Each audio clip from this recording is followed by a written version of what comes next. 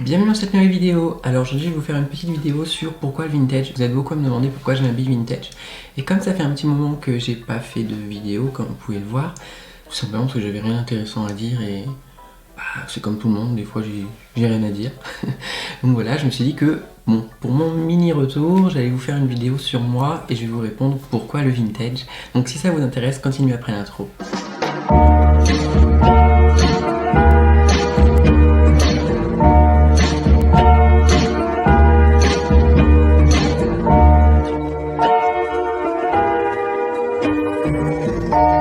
Alors oui, question qui revient très souvent, pourquoi le vintage? C'est quelque chose, c'est dur en fait, c'est difficile de répondre parce que j'ai toujours été attiré par le vintage, par les choses anciennes. J'ai toujours trouvé que c'était plus joli, mieux travaillé, plus élégant, plus chic. Ouais, j'ai toujours préféré ce qui était... ça va être rabat-joie de dire ça, mais c'était mieux avant. Je trouve qu'esthétiquement c'était vraiment mieux avant. Et voilà pourquoi j'aime principalement le vintage. Et puis il y a aussi toute une espèce de... Je sais pas, quand tu portes une robe, par exemple, je porte principalement des vêtements pure vintage, true vintage, c'est-à-dire des vêtements qui ont été manufacturés vraiment aux époques et que c'est pas de la reproduction. Ça me procure une sensation, mais c'est indescriptible. C'est juste, j'adore. Je me sens trop bien, c'est moi, et c'est juste parfait. Je suis bien. Je suis bien comme ça. Après je porte aussi un peu de reproduction, mais je vais pas vous cacher que j'en porte très peu, tout simplement parce qu'il faut savoir que l'industrie du textile c'est quand même une des industries qui pollue le plus, hein.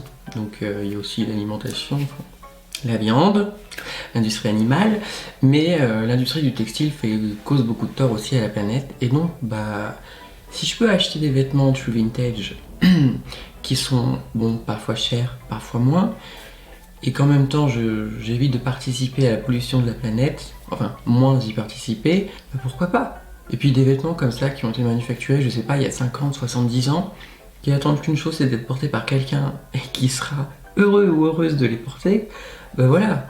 Donc ouais, j'adore le vintage et je porte principalement du true vintage parce que pour moi c'est aussi une façon de lutter contre la pollution. Mais c'est pas la raison principale, hein. Quand j'ai commencé à m'habiller vintage, je me suis pas dit ouais je fais ça pour pas polluer la planète, non. C'est plus après que j'ai eu cette réflexion et j'y ai trouvé mon compte et je me suis dit ok, essaie d'acheter le moins de choses neuves, moins de vêtements neufs possible et focus-toi sur des choses qui attendent d'être portées plutôt que d'être jetées à la poubelle, brûlées et finir en déchets. Enfin voilà, c'est ridicule je trouve, donc autant porter des vêtements qui sont en bon état. Parce qu'il y a énormément de vêtements en bon état, j'ai entendu un bruit, c'est pour ça que j'ai fait une tête bizarre. Mais il y a énormément de vêtements qui sont en bon état et qui attendent tout simplement d'être portés. Bon, le t-shirt que j'ai sur moi là, c'est un t-shirt d'inspiration années 70. Je ne vais pas vous cacher que c'est une reproduction. C'est pas du true vintage. Donc parfois je déroge à la règle, mais j'essaie de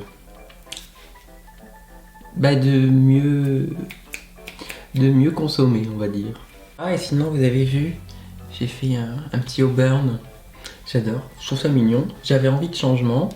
Et s'il y avait bien une couleur que je voulais essayer, c'était l'auburn. Donc voilà, j'ai fait des petites mèches auburn. Je voulais pas toucher les racines parce que je voulais pas, au cas où si ça me plaisait pas, et puis je voulais pas avoir à faire les retouches. Je voulais juste le faire une fois et plus jamais y retoucher. Donc voilà, pour l'instant j'ai fait ce petit auburn. Je trouve que c'est très joli, c'est une très jolie couleur. Et voilà, on verra comment ça tourne, mais je le referai pas quoi. Je pense qu'au pire, d'ici 3-4 mois, je ferai une couleur... je ferai une teinture de ma couleur naturelle et puis je passerai à autre chose, mais c'était vraiment pour le fun, j'avais juste envie d'un peu de changement. Et bien entendu, vous m'avez demandé un conseil si vous vouliez vous lancer dans le vintage.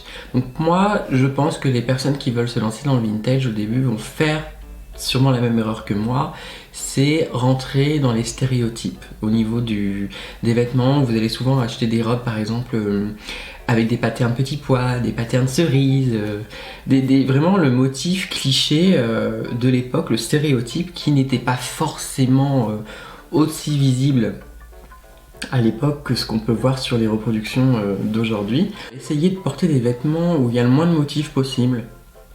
Malheureusement, je sais que je suis pas un bon exemple parce que j'ai plein de robes où il y a plein de petits motifs et tout, mais J'adore ça, surtout qu'années 60-70, bah, bonjour les motifs, surtout années 70.